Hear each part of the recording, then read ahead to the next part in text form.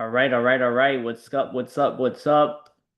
Hope everybody is doing amazing. Welcome, welcome, welcome. All right, guys, we are wrapping up the first half of 2025. Can't believe it's already about to be July. We got like what, 1 day left? Maybe two? I'm actually not sure if there's, yeah, it's 30 days. 30 days. So tomorrow will be the last day of the last day of the first half of 2025. All right, we got Heather in the building. What's going on? All right, all right, all right. Well, guys, welcome to another edition of Weekly Market Outlook. Super grateful, super excited to be here with you guys as always. Let me go ahead and make sure that we send this out to everybody that wants to plug in here. Hope you guys have had a really good weekend so far. And yeah, man, just excited to keep the ball rolling this year. Got a lot of exciting things coming up. I should be in the process of moving officially to Miami, hopefully this week. I just gotta find a way to just kind of move all my stuff. So that's what we're working on right now. And then other than that, we have our convention event in Fort Lauderdale, July 12th. So that's like less than 2 weeks out already. So yeah, man, that's what I'm looking forward to right now. So again, a lot of good, cool, exciting stuff. But yeah, man, let's get straight into it because we just came off of a very, very aggressive week, especially for NASDAQ, that we want to kind of address here and just really kind of regroup, refocus, and really see what's in store for this week coming up. So if you guys are in a Akashex, obviously you guys have been following along. If you guys are not part of a Akashex, which is our private mentorship program, then definitely, I would say, what are you waiting for, right? This is the time to get started, to make sure that you take advantage of the rest of this year. And yeah, man, that's what it is. So let's see how many we got on here. We got about almost 50 people here. What's up? What's up, Kent, Willie, Peter, Alette? Alrighty. Cool, man. So yeah, let's get straight into it. If you guys have any questions, or anything you guys want me to address, of course, you guys can let me know in the chat box, and we'll definitely get into that as well. Appreciate you guys for subbing to the channel, and just growing our presence out there in the internet. But yeah, man, let's break down some charts here. I usually like to go over a couple other things like crypto or whatever if there's something interesting going on. Crypto has kind of been at a little bit of a standstill recently, ever since we kind of recouped from dipping under 100K. Um, so pretty stable overall though. But you guys know I have a lot of plays that I have loading here for XRP, Ethereum, Solana. I'm just really waiting for price to continue dipping off, but that will be a conversation for a different time. Gold, I still feel like overall we still have some ways to continue to push up. I think we'll eventually get past 3,500 at some point. But again, these are not really like like markets that I'm very actively trading. For the most part, you guys know that we just rock with NASDAQ, aka NQ, and just keep it going from there. So yeah, man, last week we saw price basically finally shift us out from a long-term consolidation into an aggressive trend. If you guys again are a part of Akashex, you've already kind of, seen me break that part down a little bit, where we were looking at price basically for like I think it was like 20 days from the 5th to the 25th. Yeah, roughly. 5th to the 23rd. So almost about 3 weeks of a long-term consolidation. So more of a ranging market. So, I mean, obviously during the day or from an intraday perspective, there are a lot of moves in there to catch. But long term speaking, um, obviously we did see compared to this past week how price has definitely kind of shifted gears to being a more of an aggressive actual trend. So again, you can see the clear manipulation from last Sunday, where we ended up grabbing all of the sell side liquidity from this consolidation, which kind of kick-started an entire trend to go and grab the buy side liquidity. So just always remember, a big part of what I do is kind of understanding the mechanics of liquidity and basically looking at how markets manipulate positions purposefully in order to get price to where it needs to go to next. At the end of the day, there has to be losers in order for there to be winners. There has to be sellers in order for there to be buyers, and etc. So I don't know, man, having that lens of looking at manipulation and just how can the market take money from people, essentially, to put it very uh, general, is a perspective that I think serves me well and I think can serve you well, regardless if you trade NAS or anything, really. Just always look at where on the chart, where are the stop losses? Where are the accumulation of orders? And how can price manipulate that to get it to a new direction? And so again,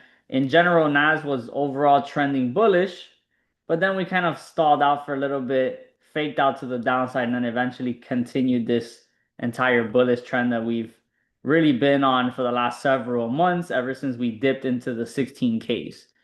So again, just kind of keeping a lens from the broader perspective of where we're at and how we got here. Very simply put, we had created all-time highs in February, saw that get manipulated, and then that led into a whole spiral with the tariffs and all that stuff from Donald Trump. You know, we had wars, we had tariffs, we had a lot of that going on. And really all that we did, again, was manipulate positions. You can really see, you know, this liquidity area. You can see this liquidity from this low, just all the lows that basically were put in last year. So this is from April of 2024. So these are the three major lows that were created. This one, and this one. And then basically everything else was just kind of, again, a continuation of all of these strong buying areas. And so once we hit all-time highs, we've kind of seen the market use all that news to take out all these positions from a year ago. And since then, this is why they tell you to buy the dip, typically in the stock market or in long-term investing, because since then we've really rallied about how much has this been already? About 38%. 38%. So that's a really big, you know, push. And yeah, man, now that we are in all-time high territory, it's about understanding, you know, where do we go from here? I talked about the importance of psychological whole numbers, of course, and how that plays a role into the markets. So, you know, 22,500 was an important price for us to pay attention to end the week. We ended up getting there. And the next major psychological number will be that 23,000 price point.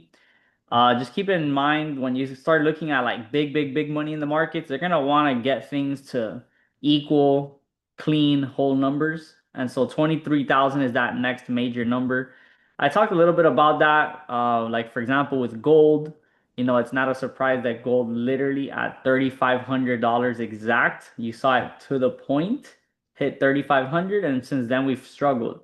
So do not sleep on that theory, if you want to call it that, of psychological whole numbers and how we can use that when we don't really have a lot of other tools to go off of to kind of know where the market want to gravitate towards. It's kind of like when Bitcoin was floating in the 70s and 80s, it was like, well, 100K Bitcoin is basically on the horizon. Since we've hit 100K Bitcoin, we went a little bit past it, but really not like a next major number like 150.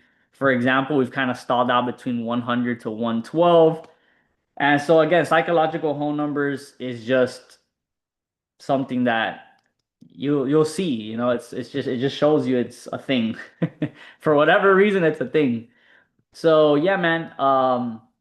Again, since last Sunday where we had that, you know, manipulation wick, that drawn liquidity, we've basically had an entire run up to take out the buyers, or I'm sorry, the sellers that kind of created this range. And now we're basically gonna be playing the continue to buy the trend game all the way up until 23K, unless of course we get, some more evidence, my goodness, from the market that what's it called? That it wants to shift structure. So towards the end of the week, we did see a structure shift. If we saw, we had this low that kind of came in during market open at 9:30. Price has now shifted that low. So technically, we did have a shift of structure to the downside with this move right here.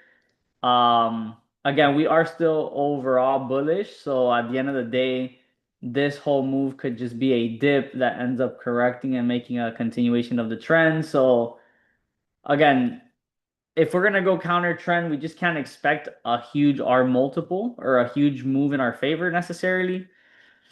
We're better off just still continuing to buy as long as our strategy and all the confirmations that we look for within, my strategy that you guys, if you're here, you probably already know a little bit about Liberty. That's what we're going to be looking for is just any of the models that support buying versus selling, at least for the bigger moves, at least until we get into 23,000, or if we see price really continue to just shift the other way.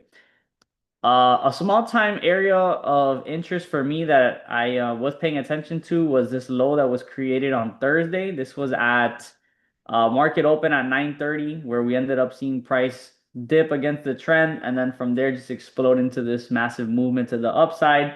So that last wick that kind of manipulated price downwards that created this big move is still intact. We haven't seen price get into there. So if we do get some sellers step in aggressively into the market, then I think until we get into that 22,330 area, that could be an important point where price kind of, mitigates that manipulation and we could get a push higher from there.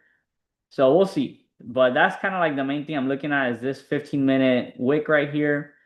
And then also keeping in mind that we did technically shift structure towards the end of the week. So we could see a continuation downwards into here off of that. But let's just not forget that, from a daily and weekly time frame, like we just been pushing very aggressively. The last weekly candle was extremely bullish. So if you guys could see this last week, we just had a grab of the lows with an explosive move to the upside. So maybe for the beginning of the week, we could see price, come back into this high, somewhere back into that little manipulation range. But overall, we should get a new high past, previous week's high of 22,640. We should get price to at some point in the week make new highs. So again, ideally, if we have that strong bias that, we finished last week bullish, so we should continue to see a new high be made. The best thing that can happen is for us to actually see the market go lower and then snipe an entry here that takes us all the way up to making a new weekly high. So that is kind of like the best game plan so far. Um, yeah, pretty much. Let me check the chat, see if you guys got any comments here. Uh, wish we could trade last week with hindsight. Yeah, for sure. 100%. Um,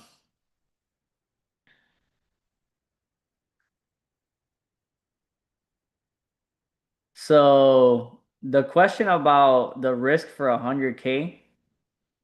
So, we're actually redoing the Academy videos for Akashex. So on Akashex, you guys might know that we have um like different types of pre-recorded content, but we have what's called white label content for the beginner stuff. So when you go into the academy and you go to beginner, you have like these white label videos that are like kind of generic. Obviously, the information is good.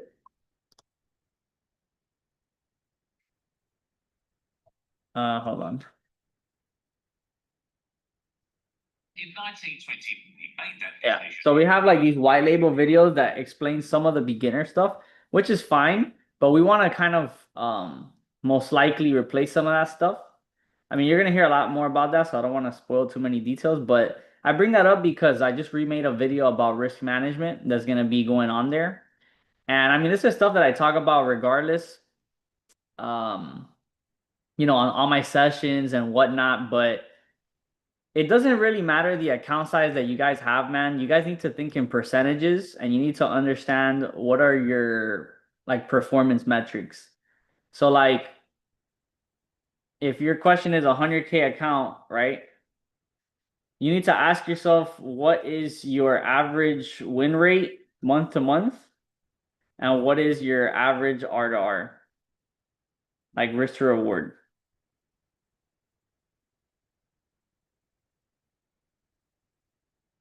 And then you also have to ask yourself how many trades do you take per week? Like these are the questions you need to ask yourself. The problem is a lot of people don't know what their win rate is. A lot of people don't know what their average risk to reward is. And they don't even keep track of how many trades they take a week, or they don't set a limit for how many trades they take a week. Like they just basically start the week and they're like, whatever happens, happens. I might take 30 trades this week. I might take 10.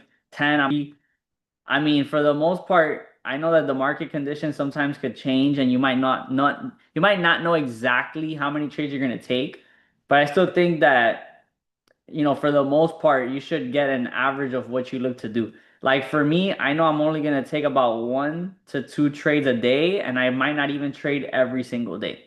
So at max, I'll take like 10 trades, right? For me, because that's 5 days of the week, 2 trades a day, it's like 10 max, right? And I might be on the low side of three. Like I'm like for sure always gonna take probably at least 3 trades, so 3 to 10 trades. Okay. So one thing I'll tell you, like with your fundeds, it depends if you're passing a phase or if you actually have the actual funded account. Because at the end of the day, when you're doing a challenge, you're gonna try to get the challenge done. You're not gonna try to sit on it, forever. So you're gonna probably be a little bit more aggressive versus if you already have the account, you probably want to take it a little bit more conservative. So that way your payouts may be smaller, but at least you're gonna kind of keep yourself in the game if you have a losing streak. This is why, again, you need to understand your win rate and your risk to reward. You know, like I've been talking about the framework that people should be gunning for, and this is like generic, not generic, but this is like a baseline thing. Once you're like more advanced and you really know yourself as a trader, you can feel comfortable maybe having a 30% win rate, but your risk to reward is like 4 to 1, 5 to 1, then you're still fine. But if you have a 50% win rate, like you're not bad, but you gotta try to be at least going for 2 to 1 risk to reward, you know? So if you have this as a baseline, 50% win rate, 2 to 1 average, you're gonna be at minimum kind of keeping yourself afloat until you can improve your win rate or risk to reward. But even then, you don't have to. Like if you take 10 trades, and I'm gonna keep talking about this because I think this is like something people need to get ingrained into their head. If you do that, every 10 trades is equal to plus 5R. So if you're risking 1%, it could be plus 5%. If you're risking half a percent, it could be plus 2.5%. But basically, it's a 5 multiple of your risk. That's what 5R means. So if I take 10 trades and I lose half, that's minus 5R. If I have a 2 to 1 risk to reward, that means the other 5 trades, I have a 2R on each. That's plus 10R. Minus the 5 losses, you're plus 5R net total.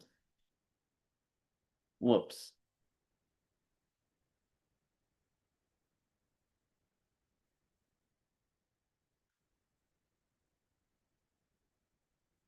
This is this matters more than any strategy because obviously people like tap into like learn about NAS and keep up with NAS and Liberty and all that stuff, but at the end of the day, it doesn't really matter if you trade my strategy or not. What matters is making this happen.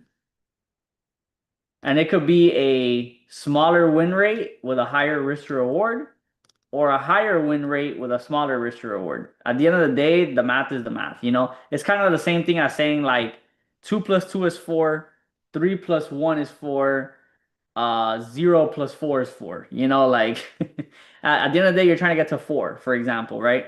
So however you do it is going to be based on how you behave as a trader. Some people are very comfortable with losing the majority of their trades, but the ones that they do win are like super big profits. Other people, they need to see consistent small wins. And they're just, again, they're not big wins, they're small wins, but they're pretty consistent with your entry technique is like a high win rate technique. So just know that in on average, like if you have a higher risk to reward, you're probably gonna have a lesser win rate. If you have a lesser risk to reward, you probably have a higher win rate in general.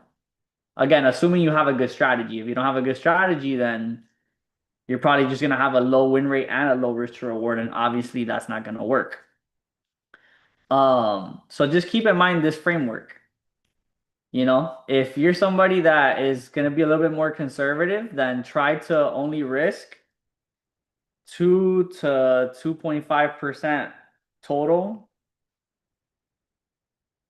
max loss for the week.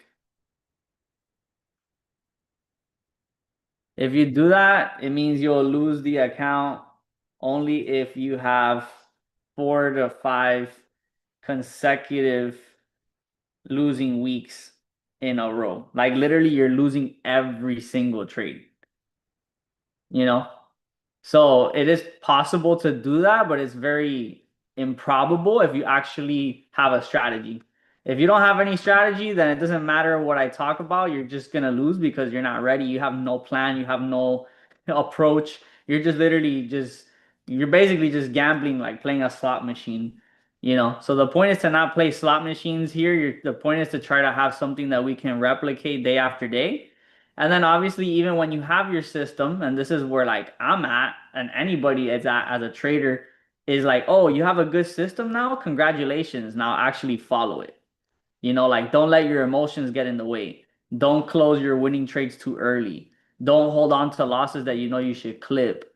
Like a lot of this stuff is just psychological. And again, that's the only reason why I'm not at a higher place myself as a trader is just our ability to execute a system flawlessly and to kind of interpret the trend correctly. Like, that's the work that never stops.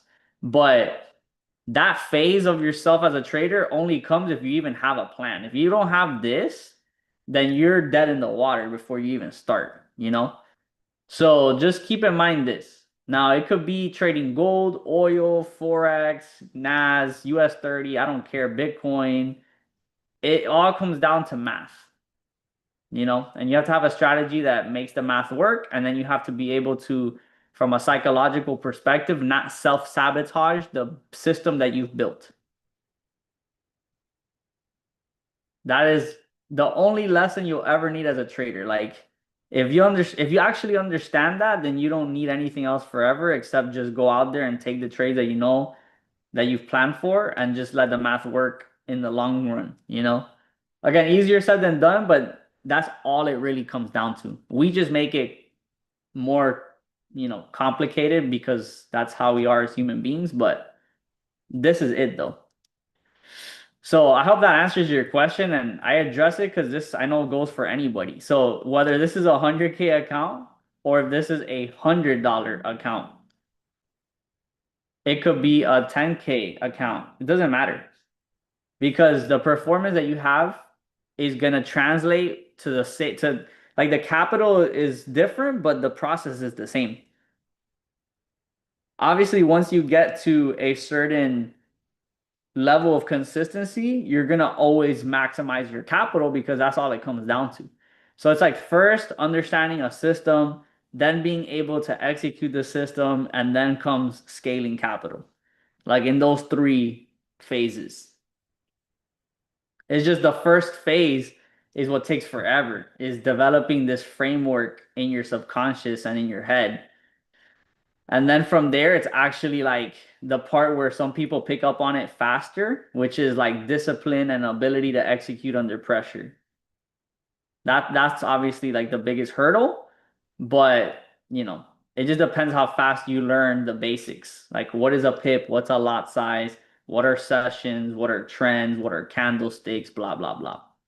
All that stuff is actually like it's easy if you just keep doing it for a while. But then once you knock out the easy stuff, then it's the hard part, which is like working on yourself and fixing yourself. And some people need a lot less fixing than other people.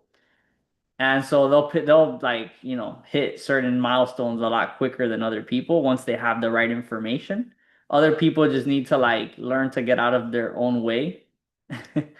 You know, that includes myself. So yeah, this is gold right here. I'm gonna delete this now.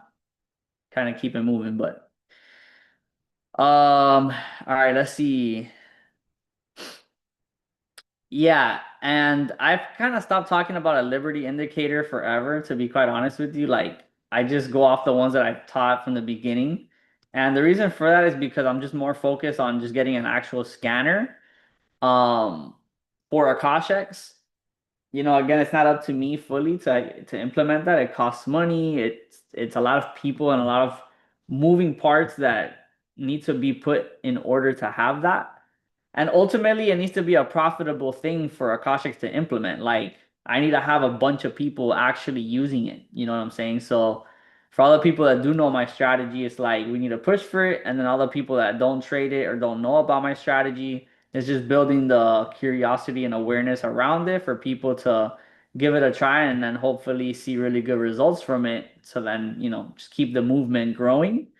So that's my thought process when it comes to that. So my priority is like forget TradingView. Like I'd rather just have a whole scanner that people can utilize the private mentorship for. And yeah, so that's that.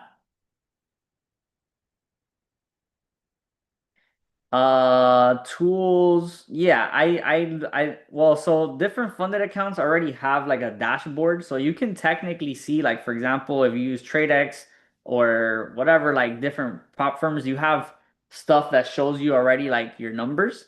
But TradeZella is really good.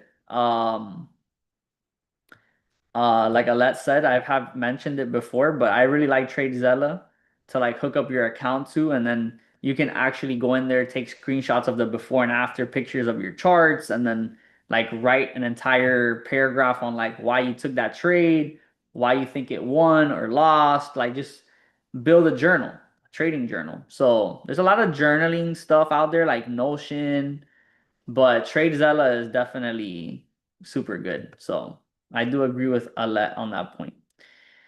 My issues holding winners, I clip at 1%. Yeah.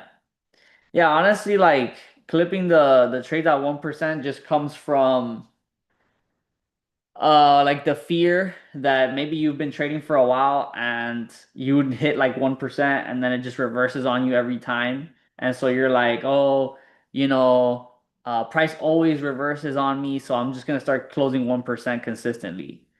And then what happens is that if you do that, you stop yourself from growing because in reality, I mean, I don't know if you trade my exact strategy or if you do something different. Some people's system is to do a one-to-one risk to reward ratio, by the way. And if you have a way to do 1% risk to reward ratio, like a 1R system, I would just say like for sure you're gonna need to win a really high win rate of to even see some good profit, obviously. Because like if you do like a 70% win rate at a 1-to-1, you have 7 winners, that's plus 7%, minus 3 losses, that minus 3%, you're up, plus 4% after every 10 trades, more or less, right? So that's plus 4%. It's the same thing as doing like a 50% win rate with a 2-to-1, and then you're at, plus 5%. So it's kind of the same. So if you can do 70% 1-to-1 or 50% 2-to-1, it's almost the same profit. So, oh, got you, Dr. A, got you, got you. So yeah, I think for the most part, the risk to reward stuff or clipping the trades early just comes from not being on the right side of the trend, to be quite honest with you. Like anytime I have those trades that go like TP1 reverse or TP2 reverse over and over, it's because either the market is super choppy or I'm just not reading the trend correctly. And so I'm catching small moves that end up only being counter to what the market is actually trying to do overall. If we are not in a market condition that's just going to make you lose regardless, like there's some conditions that you can basically lose no matter what almost, unless you have like a really wide stop loss and it's just a trash trade. So there are some conditions that you're just going to suffer regardless. But for the most part, if the conditions are decent, like last week, me going for sells was just, you know, counter to the trend. And I talked a little bit about it. Like for me, it comes down to a couple of things. Number one was just we were in this consolidating market, all of the week previous, and I was just nailing reversal models over and over and over. Like again, for the people that were on all the sessions and kind of kept up with it, like the last six alerts. So I had actually caught the buys here. This was during the Iran news, like the first Iran news that was coming out. That's what caused this really big drop here. So I ended up buying the bottom of this range and then caught that move. And then once we grabbed the liquidity of this high, I called sells there. So the second, this is all back to back to back alerts. This was the second trade. And then the next day on the live session, I was looking at the reversal model of the high here, took shorts off of that.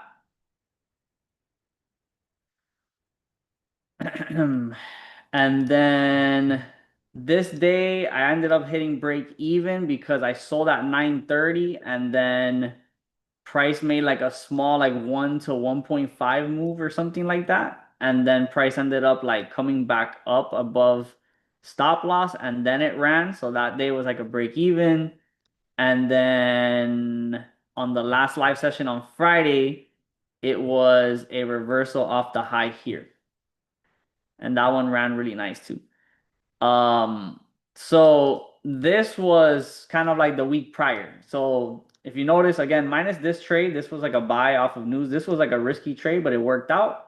But aside from this one, so I'll even just kind of like delete this one for the sake of the argument, was I caught grabbing the highs, reverse, grabbing the highs, reverse, grabbing the highs, reverse, grabbing the highs, reverse. Like literally that whole week over and over and over and over. So it was just like back to back to back to back to back really good trades with that model. And so when Sunday came around, I was in Colombia, number one. So like I wasn't in my trading environment. I was in the freaking jungle with no internet or power half the days. So once Sunday market rolled around, I think Sunday night, I don't even remember what we were doing, but I remember looking at this on Monday and I ended up getting lucky because this was a trade here that I think we sold like around here and then my stop like barely survived and then it went for like a 1-to-1 and then it reversed completely. So like even then on Monday, I still finessed like a quick little like sell and then that blew through. So basically it was like I sold 4 days in a row or 5 days in a row, like super nice. And then once that ended, heading into Tuesday. So again, even from Monday, the better trade was to buy, but I was still not seeing that, oh, this is a draw on liquidity. It's gonna start turning around completely. In my head, we were still kind of in the channel. And so when we came up to here, I was like, okay, we're gonna respect these highs and just continue this. So I took that sell here, got lucky. That price ended up like, turning around completely, and then we hit here. So Tuesday, my thought process was, oh, okay, I see the play now, price manipulated and ended up gunning for the buy side liquidity here. So now that we've taken out the highs over here, right? And we have these fair value gaps and stuff that were left behind. I'm gonna wait for price to grab this buy side liquidity, kind of like how I did here, and turn around. And I'm gonna catch some sells to like come back into the range. That was my thought process on Tuesday. So I ended up going for sells again on Tuesday. And then obviously that one just completely hit stop. And then Yeah, same thing here. Like at that point, I was like, oh, I got late to the buying party. It's probably gonna turn around here now. And then this one again kind of like ran a little bit like in our favor and then ended up turning around. And then I think on Friday I didn't even send the trade. Yeah, I didn't even send the trade on Friday, I think. Or did I? Oh yeah, I did. I think I did the same thing again. Like I basically was like, "Oh, I missed the buys from Monday. So, okay, we exited the range, it's gonna turn around. Okay, this has to be the high." And then it kept going. Okay, this has to be the high. And then it kept going. So I was basically trying to grab the top, the whole week and just hit a bunch of like small TPs slash break evens. And really it just stems from kind of getting happy with the previous week where I was just doing really well, selling, selling, selling, and then not changing my thought process heading into the week, the next week. So I touched a little bit about that on the sessions, but that's kind of like as quick of a summary as I could of like my mentality there. And then towards the end of the week, I mean, on Friday, it actually ended up doing like a stronger pullback than I like what I was anticipating. So when I was first trying to kind of sell this, where price, started dropping, I was anticipating this move right here. It came later in the session. At that point, I wasn't even trading the rest of the day. So there were some other opportunities in the PM to wrap up the week, but that's basically it. So obviously, again, in hindsight, it was like, oh, you know, buy, easy. But if I would have maybe not caught all these sells the week before, maybe my thought process would have been different. But the fact that I had stuck with the same sell model for 4 or 5 days successfully straight, it's like I just kept going with that same approach until 2, 3 trades passed by where I'm like, all right, yeah, this is definitely not working anymore. So that's pretty much it. Again, also kind of not being in my environment, just kind of like being on planes, traveling to a different country, focused on that. Like my mentality wasn't just like, oh, I'm at home looking at charts like I am right now. So I personally don't do well trading and traveling at the same time. I don't like to put like limiting beliefs or like affirm those things to myself, but at the same time, like it's just kind of recognizing my strengths and weaknesses. And if I'm not in my routine or at least something like where at least I'm at least settled into a building and like chilling, then I can't trade well if I'm in these people's conversation talking about XYZ, and then I'm also looking at my phone for an opportunity. Like I just don't, it doesn't work well for me personally. So yeah, I just need to kind of like be in my own spot and just be able to like focus for me to really be on point. So those are other factors too. Um, cool. You caught the nice drop at the end. Yeah, it was a nice drop. Yeah, I mean towards the end of the day, there was like the reversal model off the high here that, somebody could have caught like towards the end of the day, like breaking below here.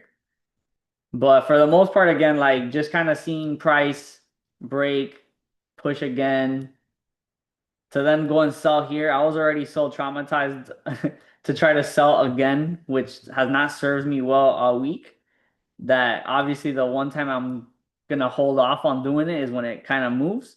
But even then, we saw like, okay, you caught the move, but then it ended up coming right back above. So it just goes to show like if you try to sell against or if you try to go against the major narrative, like it doesn't matter how many times you shoot your shot at it, like you're just fighting the big wave. It's just not gonna work out too well.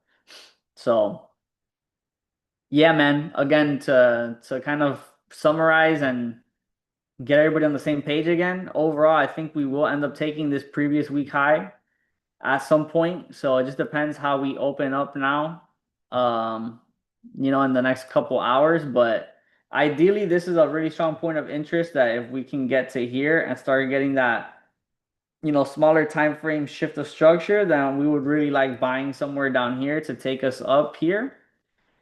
If we end up opening where we kind of respect this area and we take out the previous week's high, then from there we'll kind of see because it's either gonna just continue to blow past that and move up to, that 23K price point, or we could take previous week's high and then use that as a catalyst to start coming down as well. So ideally for me would be to actually have price start off lower, getting down here, maybe even all the way down here, and then just waiting for that shift of structure, knowing that most likely we'll take previous week's high, and that's gonna be a nice like one trade, one shot, one kill, just hold it and take it to here.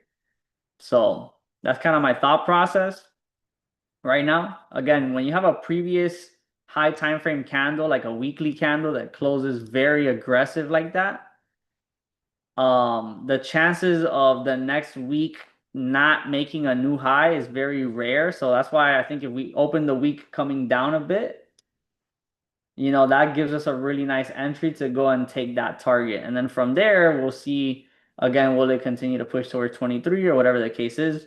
But the market is absolutely super bullish.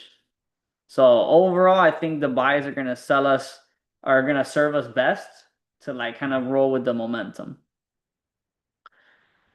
So yeah, man, this week I do want to do like a kind of like a call where we look at the first half of the year so far and just kind of creating a game plan for the rest of the year, just kind of have like in a way a reset button to just kind of mentally separate the first half of the year, what are the takeaways, good, bad, and the ugly, and how we can use that to end 2025 on a high note over the next 6 months. So I do want to set up a call like that through one of my live sessions. The actual first of the month lands on Tuesday. So I think we'll do it Tuesday. It'll be the first English live session on Akashex. I think it makes sense. So I'll prepare some stuff that I think can just kind of calibrate everybody to being on the same page. And yeah, so that's my plan. Mm. Why is the price on TradingView different from TradeLocker? Yeah, so for the people that are like maybe a little bit newer, when you trade CFDs, which is like what we trade, CFDs, um, like you could trade stocks, you could trade CFDs, you could trade futures. What we do is technically called CFD trading. And so what happens is if you go and you pull up NAS on, TradingView, you're gonna have all these different, brokers, right? That have their liquidity providers. You have like Pepperstone, Forex.com, Vantage, blah, blah, blah. When you use TradeLocker, they're using a different price feed than the one that you see on this specific chart. So it's never gonna be the same. Sometimes the prices are being like reported almost identically, like very close, but there's always usually a discrepancy between brokers at all times. It just happens to be that the broker or prop firm that you're currently using right now happens to be a little bit different from FXCM right now. But usually if like the market closes for the week and then it reopens, sometimes like last week it could have been off by like 30 points, and now this week it's only off by 5 points. So that's something that varies all the time. So I always tell people like, for the strategy, for example, you always need to go off of your broker or prop firm's chart. Like don't go off of the TradingView chart because like as far as the numbers, right? Because the numbers might be different and then that's gonna throw you off. So at the end of the day, whenever you go to like look for your Asian range, for example, like if you're trading the strategy, you need to go on TradeLocker. You need to identify the high and the low between 7 p.m. and 1 a.m. And it's gonna look like if you look at a 15-minute time frame on TradeLocker and you look at a 15-minute time frame on here, the pattern is gonna basically be the same, but the numbers are what's gonna be different. So at the end of the day, again, you'll still see like this same Asia high and low on your chart, but it might be 30 points different. So obviously just pay attention to your proper broker and go off those numbers because it doesn't matter what the numbers show on a different broker. It matters where you're trading. But ultimately, the market structure and the patterns that you're seeing and all that should look almost identical. They maybe be slightly different, but for the most part, they're almost identical all the time.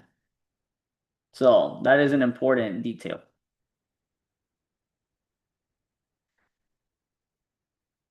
What is CFD? Contract for difference. They have videos of this on Akashex too. But you can look up this, you'll see a lot. So again, like different forms of trading, like futures usually has a more consistent price feed, but for CFDs, there's always going to be differences like that. Uh, Best way for someone in London trading NAS to not get FOMO? Well, it depends like what you're having FOMO about. Like FOMO, like as in like you're not taking a London session trade. Like for me, missing the London breakout. Yeah, I think ultimately what's it called? We just need to like look at as much data as possible over the last, couple weeks, months, and just really look at, okay, like if I don't trade London, am I still able to make this strategy work well? And for me, I mean, I don't trade London, so I know it works well. Like after 9:30, there's plenty of opportunities. They're not necessarily always Liberty opportunities, but again, for example, like even the last couple of days, 9:30 hits right here, and price ends up faking and pushing higher. So at 9:30, if you have, it's all about having the right lens, because like yeah, London session you caught like you could have caught this move, right? But there's evidence that at 9:30 you could have also caught a better move, actually. Day before as well.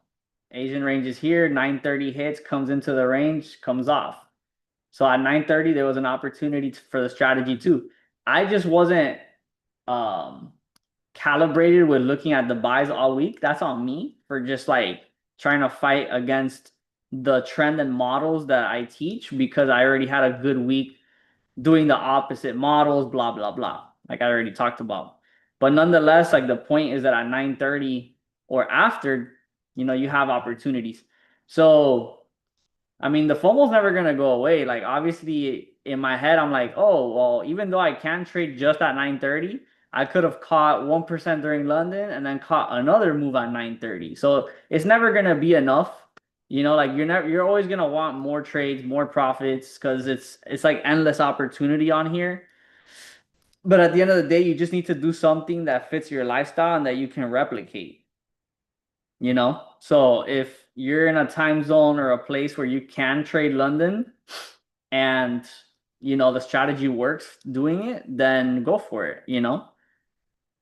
For me, like it's just not an option unless I use pending orders and I don't feel comfortable doing that, at least not consistently. So I just wait for my 9:30 opportunities. So I mean, again, FOMO is never gonna go away. At the end of the day, you're always gonna feel it. It's just a matter of tucking it away, I guess you could say. And if you just look at the data and you can see that, okay, even if I never trade London, I can still make this work. That's all the comfort that you should try to find, and then just trade New York. But yeah, for sure, especially in a trending market, breakouts during London are usually gonna be a lot cleaner, and they do work pretty well. Like we've seen literally all week, London session breakouts work really well. In a consolidating market, that's where trading London is a little bit more scary because, again, if we look at previous week during London, um, like London had a fake out of the low and then turned around. London had a fake out of the low here and started turning around. So like in choppy ranges or like ranging markets like this, you're usually gonna get a lot more fake outs in general, and that's especially during London versus a aggressive trending market. It's like you can't go wrong. Like London session is probably just gonna give you the jump on all the moves, like how it did all week last week. So just always keep that in mind. Now the question is like, can we identify that we're starting to form an aggressive trend or are we ranging? That's always the hardest part. Because again, even me, I didn't, I was like in denial that we were in an aggressive trend until it was like Thursday. And it's like, well, at this point, everybody knows we're in an aggressive trend. So it's just getting more experience on the charts and just being able to identify potential starts of an aggressive trend. And then once we kind of like have that bias, then we know that it's probably going to be safer to trade London, and then you can go for it. If you anticipate or see that we are in a ranging market, then trying to trade breakouts during London is probably going to be tough. So, I mean, that's as good of an answer I think I can possibly give. Um, it's tough, man. Even with a good strategy, it's tough. You got to really be like dialed in.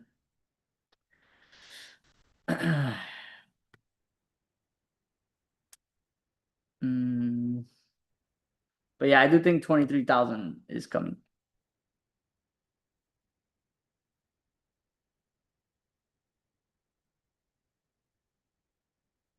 Cool. All right, guys. Well, we're about almost an hour on here. We've kind of talked about the most important stuff that I wanted to talk about. So, we're gonna call it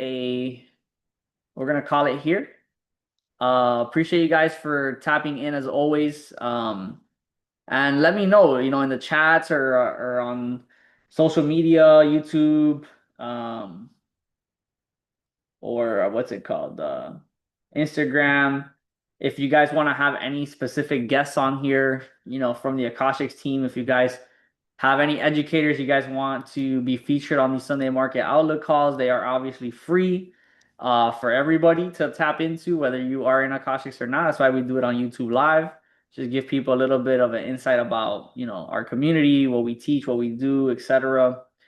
But yeah, man, other than that, I will see my Spanish people tomorrow morning, and then we'll do the first English session on Tuesday, where I do want to kind of do a kickoff of the second half of the year and keep it going from there. So appreciate you guys. Hope you have an amazing rest of your Sunday. I'll see you in the chats and in the community throughout the week.